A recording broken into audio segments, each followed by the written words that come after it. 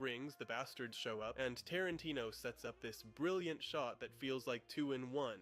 It's our first wide look at the place, and it really shows how cramped it is. We only have the table where the soldiers are sitting, and then a sad little table where our protagonists have to sit. Like Aldo said, you know, fighting in the basement offers a lot of difficulties. Number one being, you're fighting in the basement. it's the worst place for a showdown if things go south. And the staircase makes it even tighter, adding pressure to the composition.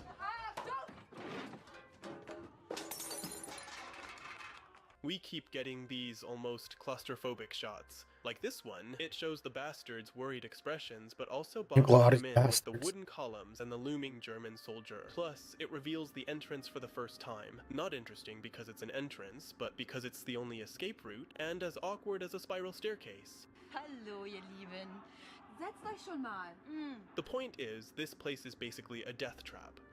To really drive the point home, Tarantino follows the characters with this tracking shot. It not only maps out the space, but also makes it feel even tighter, like the camera barely fits. And this cramped vibe is reinforced by the ceiling. The shot also hints at the one part of the room we haven't seen yet, the divided space in the back, highlighted by a bluish smoke, which is the only cool color in the scene, which was likely lit on purpose to stand out. Erik, mon chéri, das sind die Freunde, auf die ich gewartet habe. Bitte gib ihm alles, was sie möchten. And this hidden area is hinted at subtly by the waiter's movement, suggesting he might have served someone, but as he leaves the frame, he reveals a dark, cramped space that invites a bit of speculation. I don't think they necessarily want us to focus on it, but it sets up Colonel Hellstrom's later entrance without feeling like a trick. It's a way of letting us know the clues were there all along. Clues were there. Was hätten Sie denn gern? Whisky. 2 Whisky. 3 Whisky. Then there's a shot where drinks start to take the spotlight, and it's no minor detail. Make it yourself like a good chap, will you? The bars and the glare. Do you remember the first scene? Here, Tarantino plays with irony by making the character's first action foreshadow his story's end, serving himself a drink from a globe. At the end of the day, he's discovered by ordering a drink with gestures like a Brit, not like a German, basically not knowing the world well enough. And this is a small detail, but you'll see that the magic of this chapter is how it constantly anticipates elements of narrative weight. Just look at this clip from the scene and the sequence of 3 shots. Ich wünsche Ihnen noch einen wunderschönen guten Abend. Ich bedanke mich. After they order their whiskeys, Tarantino gives us 3 shots. First, he focuses on Bridget's shoes, hinting at her class, but also foreshadowing her fate, since that's how Landa will recognize her. Then we get a shot moving from the record player to Bridget, and another from the characters to the 3 glasses of whiskey. I'll go into the record player shot later because it'll make more sense in a few minutes. But what interests me here is the last shot, which captures the story in a nutshell. The characters are all together for the first time, and the camera focuses on what will seal their fate, the order of 3 whiskeys. Seltsam aussehen, wenn wir gehen würden, ohne etwas getrunken zu haben. Sie hat recht. Bleib ganz ruhig und genießt euren Whisky. As it goes on, Tarantino keeps breaking the bastard's sense of privacy with little interruptions, like the bartender refilling drinks.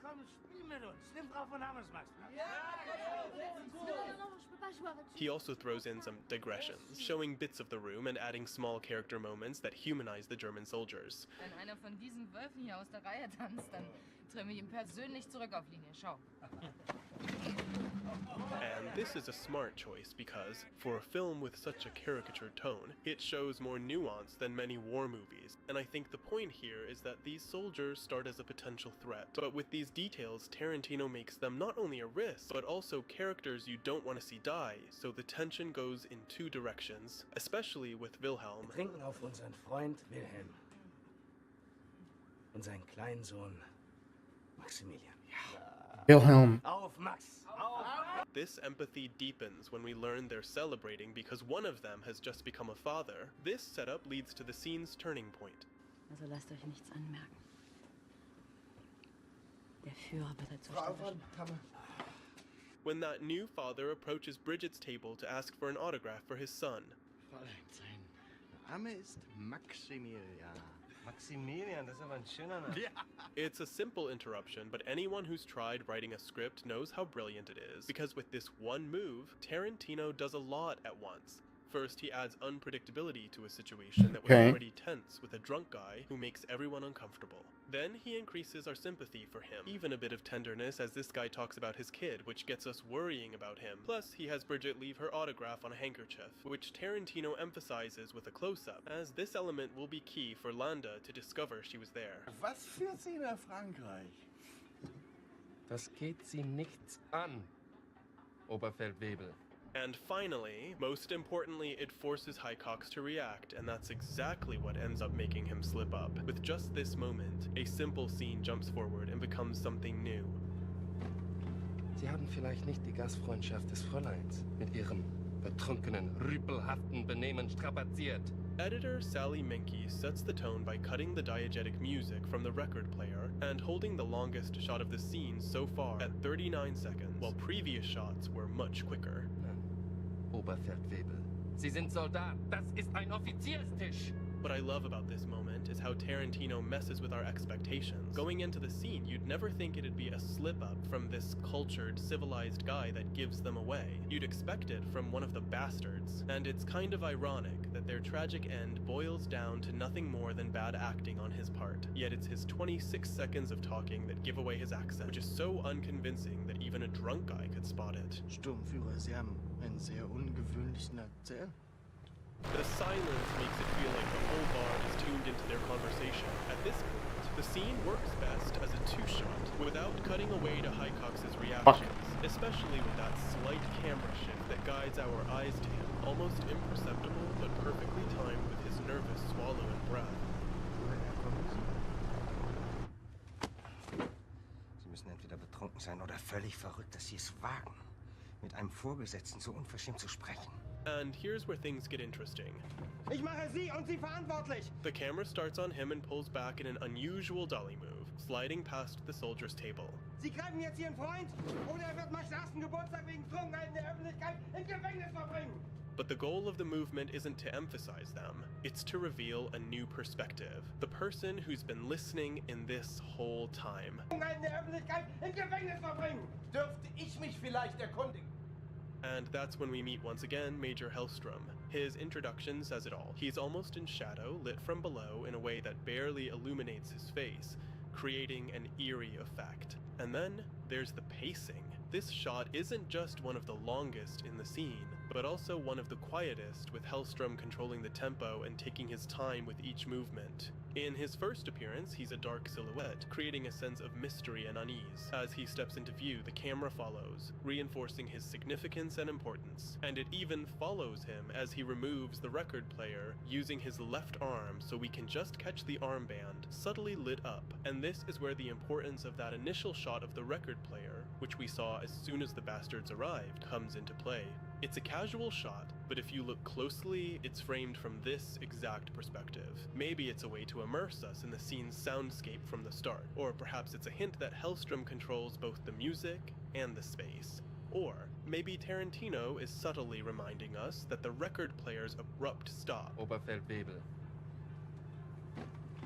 Sie haben vielleicht nicht die Gastfreundschaft des Fräuleins mit ihrem Just before Highcox's ill-fated speech is what allowed Hellstrom to overhear him, which I personally think is the most likely. Perhaps it was just a way to play with timing and build suspense, but the shot is fantastic.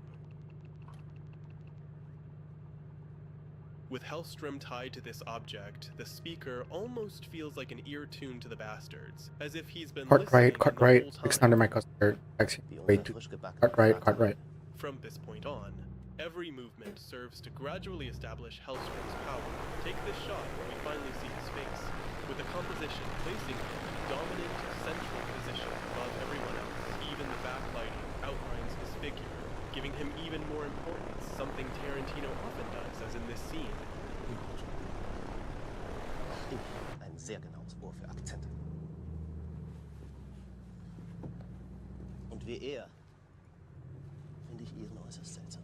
Here, Tarantino takes the opportunity to use a camera move to shift from a wide shot of the Major dominating the room to Highcox's perspective, establishing the action axis for the upcoming confrontation in the scene. And it's really interesting how it shifts from a grand sweeping shot to one that feels almost private between these two characters, with a simple movement. And if Tarantino hasn't given Hellstrom enough power yet, Woher stammen Sie, Hauptsturmführer?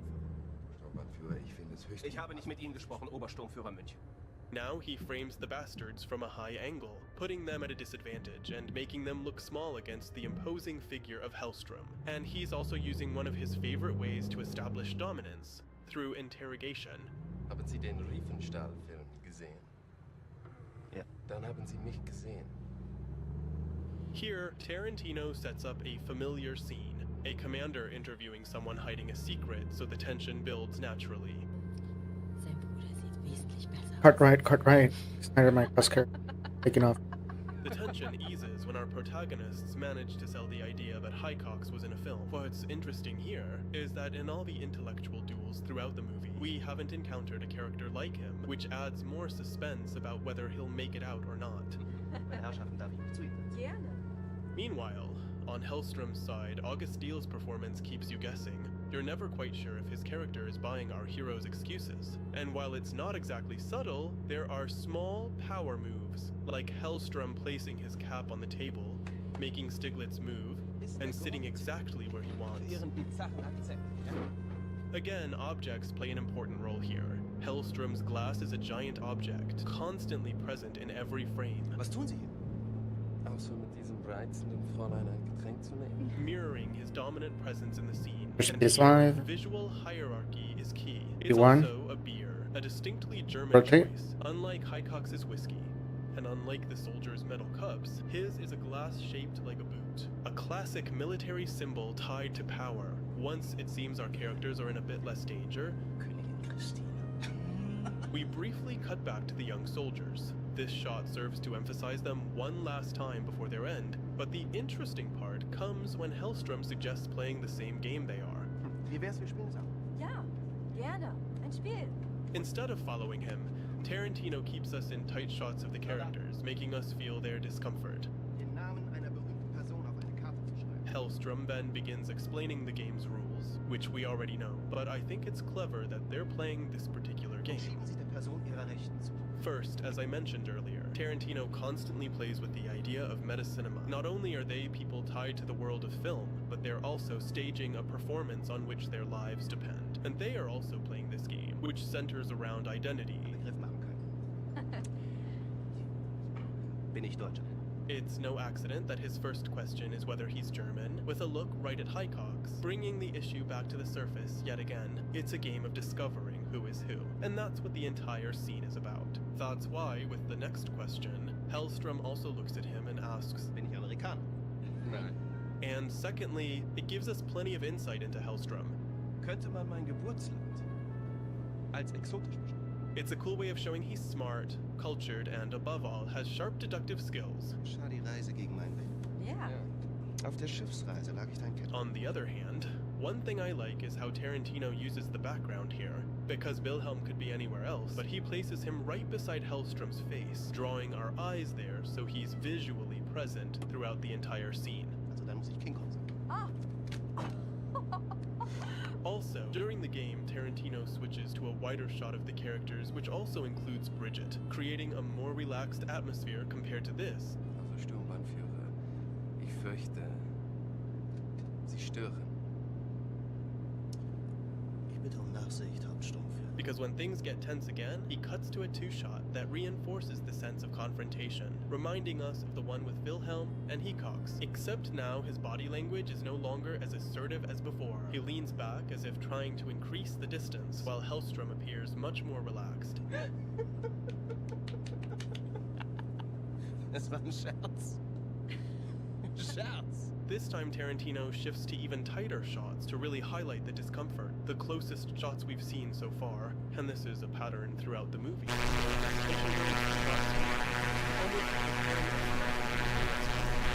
sometimes nothing happens. And sometimes it doesn't.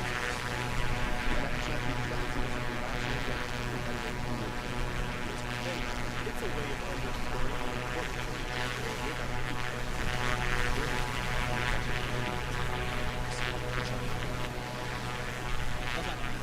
And there's also a bit of ambiguity in the dialogue, because after that passive-aggressive laugh and doubting his origins, Hellstrom suggests Highcox drink scotch, which doesn't provide much comfort for a British officer in disguise pretending to be German, and he even might be thinking that Hellstrom has already figured him out, which could explain his reaction.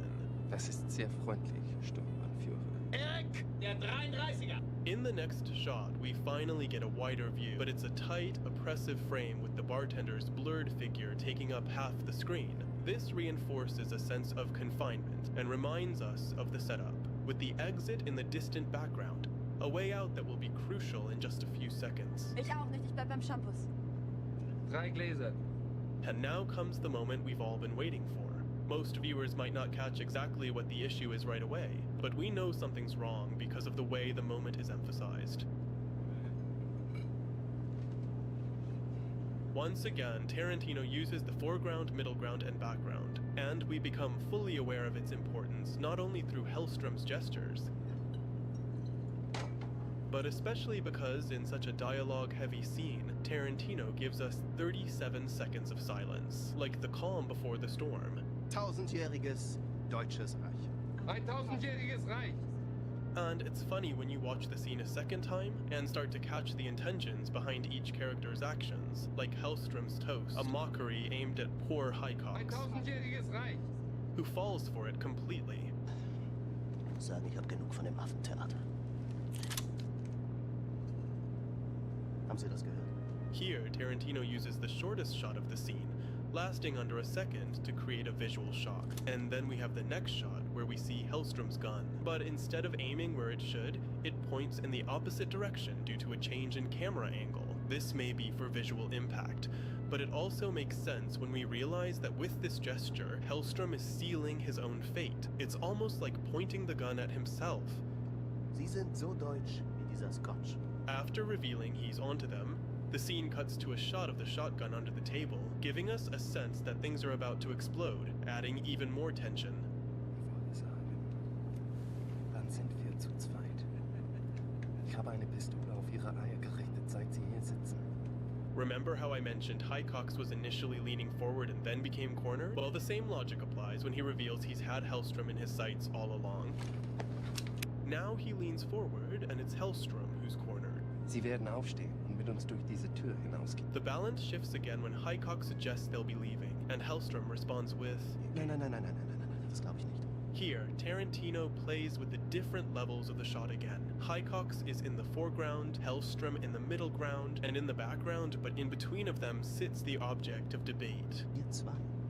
Nirgendwo kleben. Das ist wirklich schade Oberfeldwebel Wilhelm. I hope you don't mind if I go out speaking to kings. By all means, Ken. And finally, this simple shot that I love. Hellstrom is no longer in the frame. It's just Highcox, in a 20-second shot that serves as his farewell, referencing whiskey as he did in his first line. There's a special rung in hell reserved for people who waste good scotch. And just like that, this tense moment explodes in classic Tarantino style. To your Nazi boss.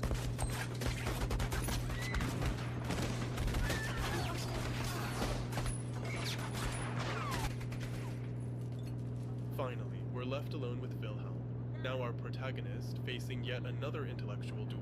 I'm a German, you idiot! But that's a story for another video.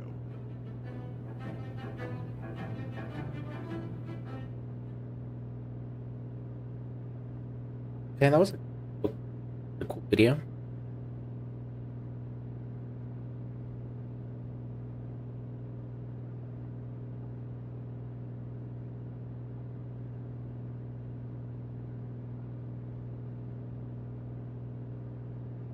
It's a theme park tragedy. It happened overnight. We mentioned this at the top of the show. At least 4 people were killed in Australia when a popular ride malfunctioned. It's the end of October 2016. The weather in Queensland, Australia has started to turn, with the spring air warming up and the sun casting long, golden rays over the coastline.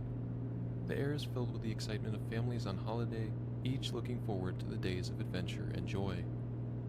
A group from Canberra, including the 32-year-old mother, Kate Goodchild, along with her husband Dave and their 2 daughters, a 12-year-old and an 8-month-old baby, are extending their trip after attending a family wedding. Kate, a public servant, has decided to treat her children to a fun day at the park. Accompanying them are Kate's brother, 35-year-old Luke Dorset, and his 38-year-old partner, Ruzba Aragi. The couple, known for their high-profile legal battle over stamp duty, are also public servants, working for the Department of Human Services. Meanwhile, 175 miles northeast of their hometown, in Sydney, Cindy Lowe and her family are on their own adventure. Originally from New Zealand, 42-year-old Cindy now lives in New South Wales capital with her husband Matthew and their 2 children, a 10-year-old son and a 6-year-old daughter. The family, along with some friends, are also headed to treat themselves with a relaxing day on the Gold Coast. While both of the groups have never seen each other before, soon they will cross paths at their mutual holiday destination, Australia's biggest and most breathtaking theme park, the Dreamworld. Dreamworld opened its doors in 1981 with a stellar cast of attractions. From concept to completion, the process had spanned 7 years, during which the owner even brought in some of the brains of Walt Disney and Walt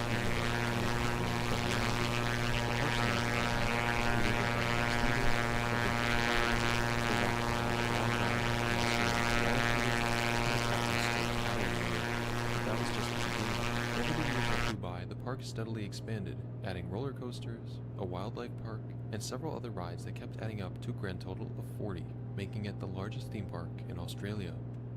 Like other parks of its kind, Dreamworld developed sections with different themes. For example, the DreamWorks Experience Zone was a real hotbed of excitement, with spots themed around popular DreamWorks films like Kung Fu Panda and Madagascar. Similarly, the Ocean Parade Land captured the essence of Australian beach culture. Within these themes, 5 years down the line after its grand opening in 1986, Dreamworld rolled out a new themed area called the Town of Gold Rush Zone.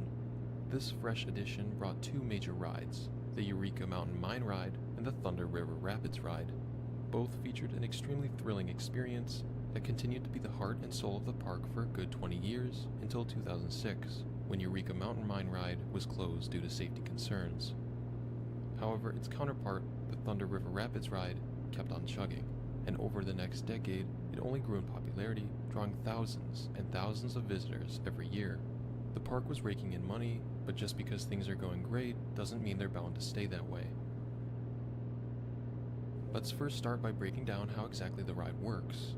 The basic design featured several circular rafts, each capable of carrying up to 6 riders, taking on a 410-meter or 1,350 foot long course. The whole thing was a wild ride with twisting and bumping channels, zipping through exhilarating maneuvers at speeds of up to 45 kilometers per hour or 28 miles per hour. Oh, fuck. In the beginning, riders would snake through a long indoor queue with tons of switchbacks. The queue even crossed over parts of the ride's water storage area before reaching the circular loading station. The station had a rotating platform, so you could hop on and off the rafts without having to stop them. Once you were on, the rafts would careen through the winding course, where riders would experience sudden drops and sharp turns, heightening the sense of excitement and unpredictability. The ride also featured a dark tunnel segment, adding a layer of suspense and thrill as riders plunged into the darkness, only to emerge into more twists and turns. Along the way, there were splash zones where water would spray up, soaking the riders and adding to the fun. The whole ride would last about 4 minutes, and was designed to keep the adrenaline racing with basically a new surprise at every turn. Now, unlike most rides of this kind, which were usually designed and built by Intamin, which was a big name in the ride design and manufacturing world, this one was a custom job by the park itself. The ride had a gentle downward slope, which was supposed to keep the water flowing and push the boats along without any onboard propulsion. This meant the circular boats were entirely at the mercy of the track and couldn't steer themselves, not even from the back end. So by the time the ride was over, those rafts had to be lifted up back to the station before they could go around again. Dreamworld pulled out all the stops and came up with a clever solution, doing this with a conveyor belt that almost worked like an elevator but for boats. This is where things could go south fast, and it was conveyor something that belt seemed for pretty boat. obvious but caught everyone off guard. The conveyor belt carried the boats up with guests still on board, and when the belt reached the top and the boats were back at the station, guests would disembark onto a rotating platform. Meanwhile, due to the downward gradient, just like the rafts needing to be pulled up at the end of the round, the water also had to be pumped up, which was typically accomplished by 2 large water pumps. On October 25th of 2016, during the normal operations of the ride, one of those water pumps stopped working, and with the ride's repetitive cycles, the water being pumped back onto the course started running low. But before anyone could catch on for a quick response, the ride kicked off another 4-minute course. That's when the two families ended up together. On the boarding platform, the Goodchilds took up 4 seats on one side of the circular rafts. This included Kate Goodchild, her 12-year-old, her brother Luke Dorset, and his partner. The remaining 2 seats were filled by Cindy Lowe and her 10-year-old son, while her husband and daughter were in another raft, since all 6 seats on this raft were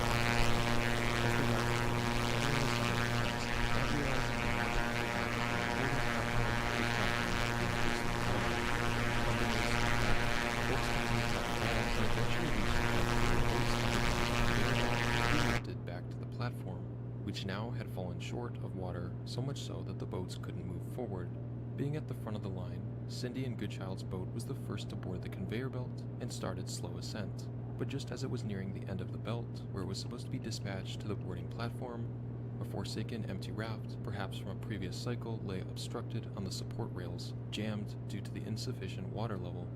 And since it was just short of the platform, it remained unforeseen by those above. The conveyor belt, on the other hand, kept moving, carrying Cindy's raft higher and higher until they all came to a harrowing realization that they were on a collision course with the stranded raft. But before they could react, the collision struck with deadly force. The impact sent both rafts reeling on the support rails. The empty raft was thrust back into its original horizontal position, while the belt's relentless movement forced the occupied raft into a horrifying vertical stance. 4 of the adults were instantly thrown off the ride with their bodies flung onto the conveyor belt, while the kids somehow managed to cling to the raft. The fate of the adults was grim and brutal. Some were dragged beneath the stranded rafts, their bodies crushed under the weight of the wreckage, while others plummeted through the gaping holes in the conveyor belt, their screams echoing in the dark void as their bodies were twisted in the intricate gears of the machinery below. Following the collision, viewers rushed in, raising the roof and crying out for assistance. Thankfully, the staff jumped into action and put the brakes on the conveyor, otherwise it could have been way worse. Still, the loss was beyond words. When the machine finally came to a halt, the 2 kids who were clinging to the boat, watching their parents get crushed and torn apart by the moving belt, were rescued. The ride was evacuated, and the park shut down as a recovery operation kicked into gear. Even after draining all the water from the ride, it took until the next morning to retrieve the bodies. The process was so horrific that even some of the paramedics needed counseling afterwards. The 2 kids who made it out physically unharmed were also sent for professional help because of the severe trauma they witnessed. Their parents getting chewed up. Multiple investigation reports highlighted the laundry list of failures on the park's end. There was no automatic water level indicator, and they hadn't done a proper risk assessment, leaving it up to the ride's staff, none of whom were trained engineers. The maintenance staff was completely in the dark about the location of the emergency stop button in the main control room, and had never put it to the test. Not only that, even basic safety features that would have cost next to nothing weren't in place. The entire ride was deemed completely unsafe, and worst of all, it was revealed that the ride had experienced multiple issues in the days leading up to the accident, and officials not only turned a blind eye to them, but also kept the ride running at maximum capacity. On July 21st of 2020, Dreamworld's parent company, Ardent Leisure, was slapped with 3 charges under the Work Health and Safety Act. They didn't fight it and ended up pleading guilty, which led to a hefty $3.6 million fine and a $2.1 million settlement to the victims' families. The Thunder River Rapids ride, where the tragedy occurred, was demolished in 2018. By 2019, Dreamworld had announced a steel Typhoon roller coaster would take its place. Although Ardent Leisure shelled out over $5 million in compensation, along with a memorial garden that was set up near where the ride once stood, no amount of money could ever turn back the clock on the loss of those priceless lives.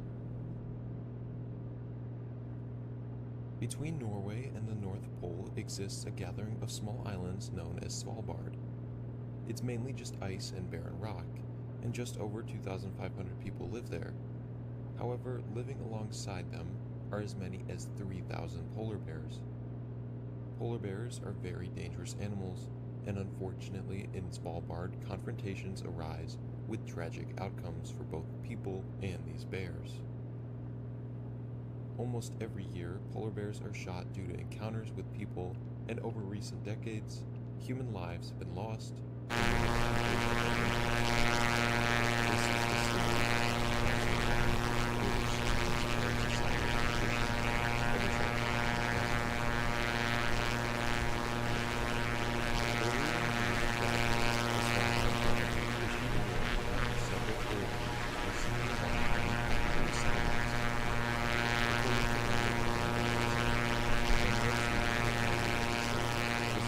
a few years ago by a bear, which smashed its way in and grabbed his sleeping bag. Fortunately, he managed to fight the animal off with an axe. One airport worker who lives near the area said there have been a number of bear attacks in recent years. Gee. The problem is, when the ice melts, the bears lose their way and can't catch food. Most people don't really know how dangerous they are. There was even a day when one came down to the sea and people were running down to take pictures. They had no idea their lives could be in danger. Impressive Dwindling book. sea ice in recent years has led the bears, which usually hunt seals, to look inland for food. To prevent any tragedies, visitors are told clearly as they arrive, if you move into bear territory, you must have a loaded rifle and someone who knows how to use it. Arriving in Svalbard on July 23rd, a party of 80 teenagers and adult guides planned on spending over a month exploring the area. What Amongst the them was a 17-year-old Horatio Chappell. He was a student at Eton College and was hoping to become a doctor. Midway through the trip, Chappell hiked to the Von Post Glacier alongside a 13-person group with 10 other students and 2 instructors. The group camped overnight on a snow bridge close to the glacier, known for frequent sightings of polar bears. bad idea. In the early hours of August 5th, a large but also starved-looking male polar bear approached the camp. The bear entered the camp around 7:30 a.m. and avoided all traps and safety guidelines the group followed to prevent bears from entering. The string of tripwires designed to trigger alarms and flares failed to activate. While nobody knows Gee. for sure, the most likely